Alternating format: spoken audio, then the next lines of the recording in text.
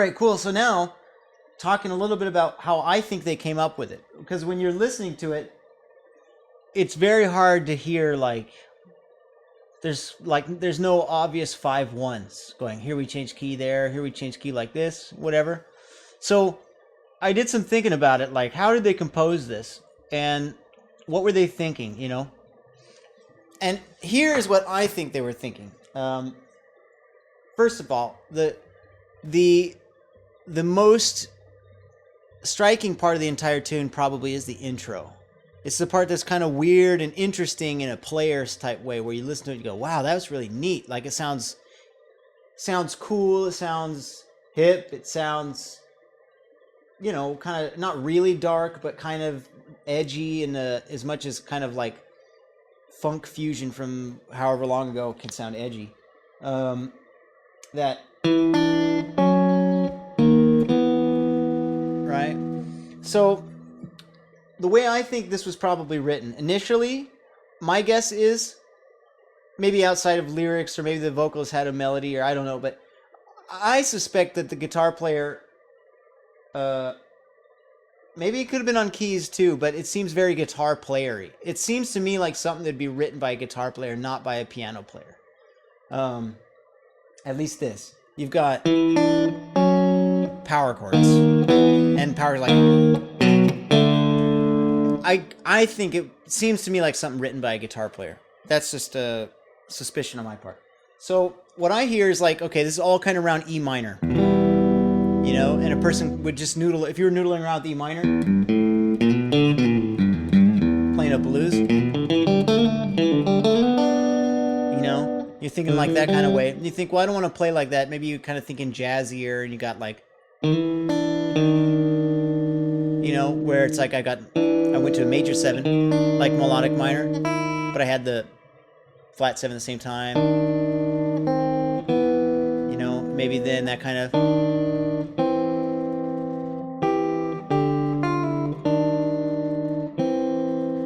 noodling around with like 2 lines. It's kind of like when Bach played like,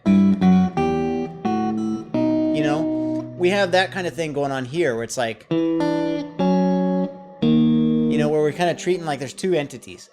So what I'm thinking is like, okay, he's thinking around E minor, just kind of noodling, trying to put together, this is obviously a guess, trying to put together 2 simultaneous melodies, essentially, that work together.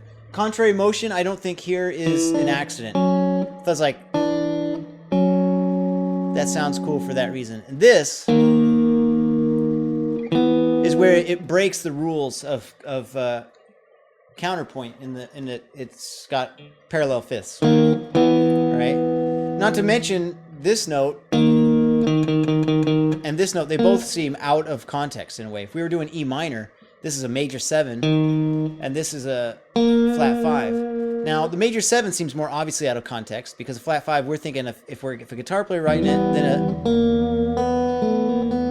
even though that flat 5 is out of E minor, it still sounds like, it sounds typical of what a guitar player would play at flat 5, from the blues pentatonic. So what I see this as is not like a scale, like it's not like, oh, here we went to major, the melodic minor or something, and with a flat 5, and that somebody gave that a name, or I don't know, whatever. Like, to me, it's just, this is what is actually written. Like that. And then, just like if you were playing a 2-5-1 where somebody's like, or like, that kind of like, I'm really grossly exaggerating it, but where you basically use a half step below. That kind of thing. I see that happening here. It's just sliding into it like Pink Panther theme. You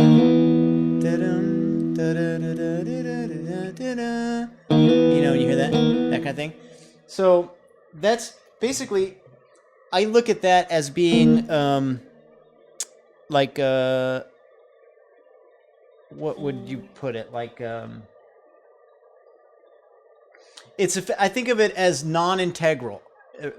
I feel like, it is in the end, because it sounds like what you recognize, but in terms of composing it, it seems to me that it might as well be like if somebody wrote a trill or people trill differently, or I don't know if inflection would be like if it was a singer and they sing a line and they do a little bend up to it, or they do a different kind of vibrato, or they do all that stuff that's like way over the top. Either way, like I see this as basically being like that. It's almost like if I wrote a piece.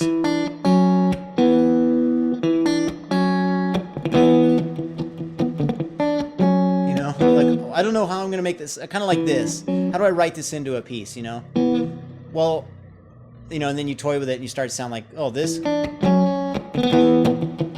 sounds not my style, So that slide, I see as like, just like someone went, before they do the riff, just some big like, you don't think of that as being the composing. It's like a little flavor text or something in a book. You know what I mean? It's accessory. That's, I guess, the way to put it. Anyway, so that's composition. I see that we have like this around E minor. Chord tones of it's a minor 7, it's a root in the 7. Then we have that counterpoint, which is the 9. This goes up, this goes down to the 6 of the chord. And then we have the root in 5th, which is anticipated by that little accessory. Same thing. This time,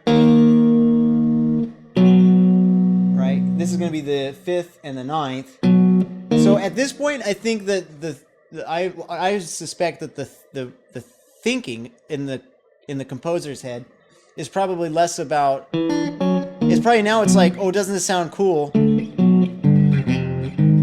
When I like force these power chords from place to place, it sounds like each chord sounds whoa outside, because it's actually kind of like embracing abrasiveness. The rules that you wouldn't want to break in like traditional composition, here you're intentionally breaking. So it's like, right? All of those are inside E minor except this one. But I think it's like I think this is the rock side of it. Like the rock side is the interesting rule breaking side, where somebody goes, what sounds cool after this? This sounds cool. What sounds cool after that? What sounds cool after that? Yeah.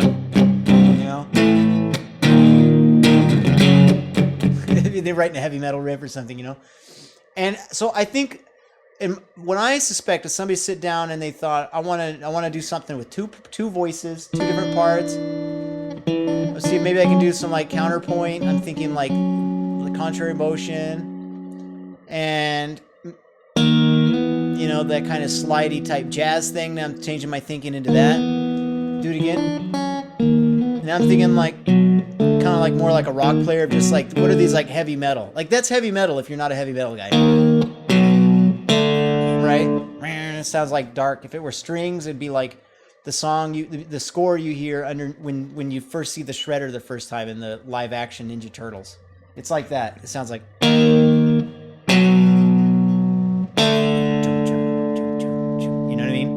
So to me, it's sort of like, it seems like, okay, I'm a jazz guy who likes rock music, and here's me doing something heavy, And that's, in my mind, that's kind of the thinking that's guided here. Then we get to that, like, really interesting, like, to me, I think this probably partially comes from the same perspective as, like, when Hendrix goes, that kind of thing. What's that going, Hey Joe? Hey Joe is like, I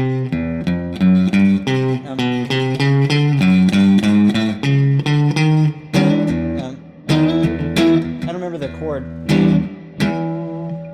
but it's like,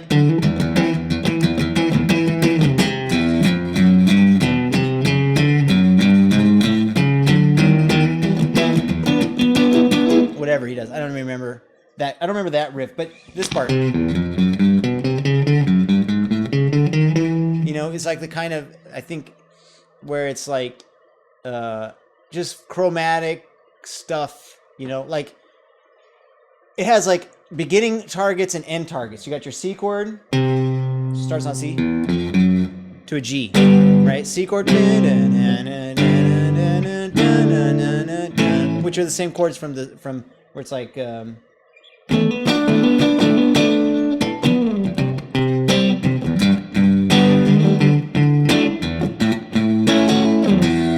You got the same chords in the verse, and then you got that walking. We're just like trying to do this kind of like pseudo jazz walking bass. And this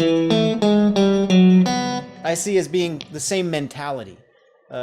Compositionally, it's sort of like, what can I do that's outside and just like doing chromatic walk around stuff, you know? Which brings us to this. Now, what I think guided this whole section, in my view, because like I looked at it and thought, okay, F major 9, followed by G flat 7 sharp 9. How are those related? F major 7 to G flat 7. It's like, well, they're not related at all, right?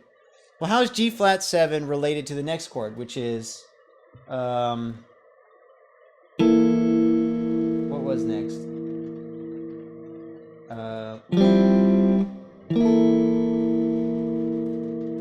G major. Oh yeah, the same shape as this one. So it's like, how is G flat 7 related to G major?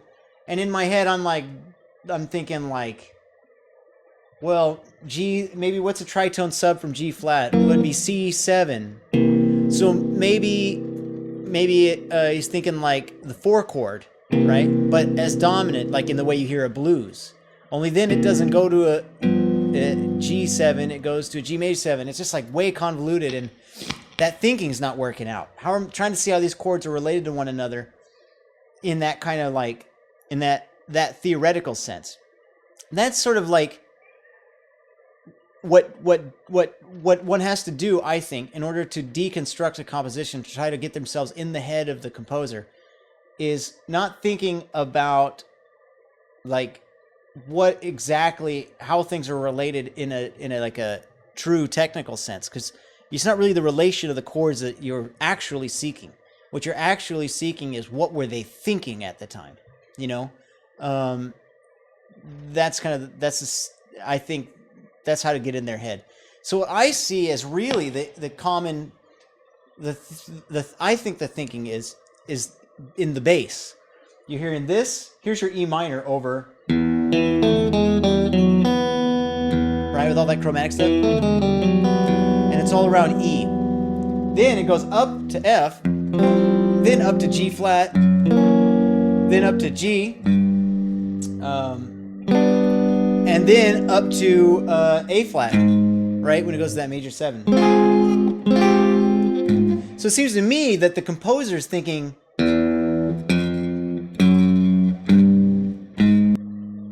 in those terms.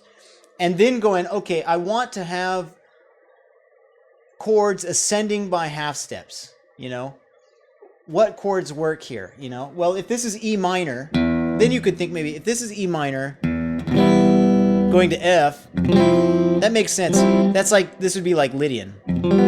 Like, it wouldn't be far out to hear this coming from this.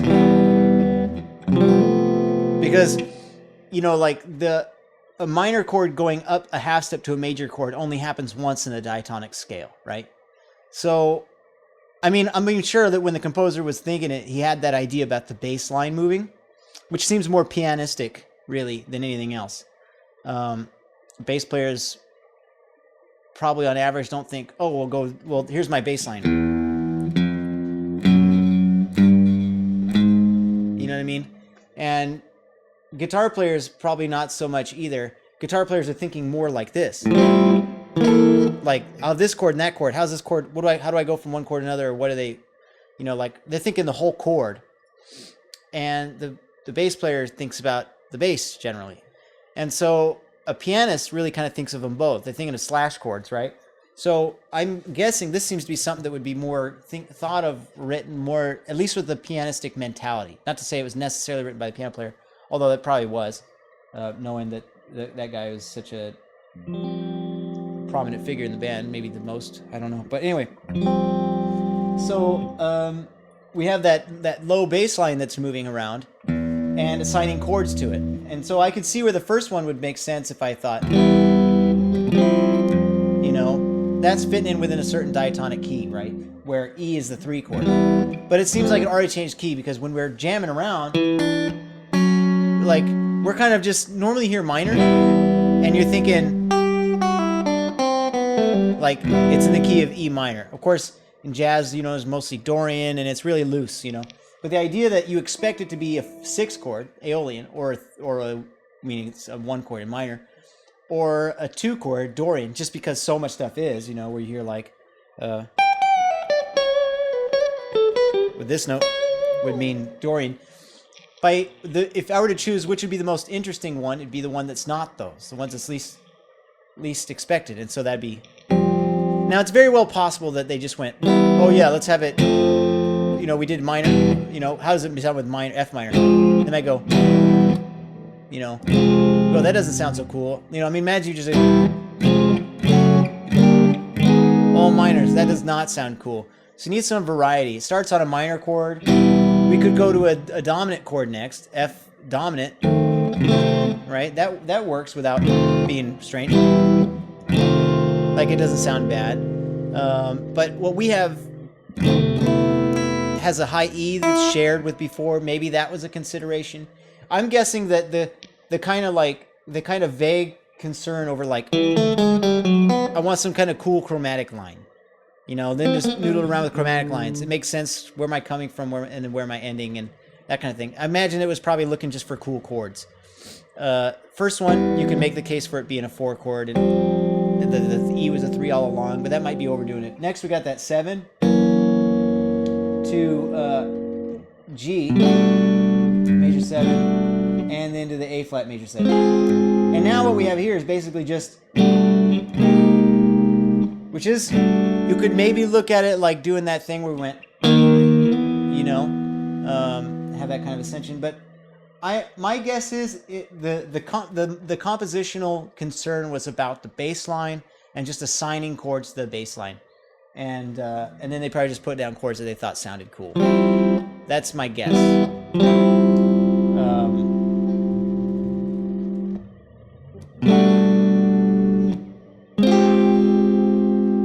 Voice leading was probably a thing considered, like this.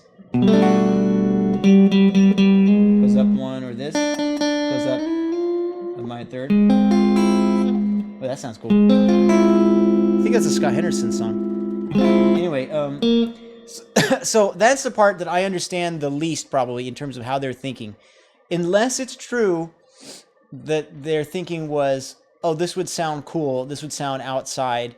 These chords themselves sound strong enough that they're kind of they're sort of powerful enough to exist in a vacuum. Like, that's something I remember learning from Alex, was that triads sound so strong that if you play a triad, even in an outside kind of context, like you're soloing and you play a triad, the triad is so strong that there's almost like I don't know how to phrase it, almost like a grasp for power of which is the dominant tonality. Well, here, the chord might be a minor chord, but this person's playing a major triad over it. Which one is going to have more pull to the listener? And as I understand, it's basically major chords, because acoustically they have the most consonants, and therefore sound the most resolved. And that kind of consonant resolved sound is what we generally call like confident sounding, you know, powerful beginning and end type chords.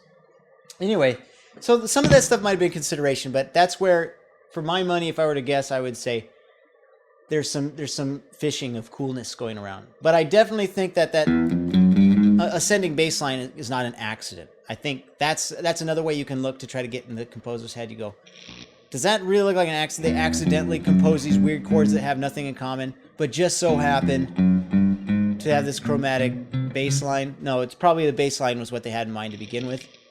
And anyway, that's that. So that's basically the breakdown of the whole intro. Within there's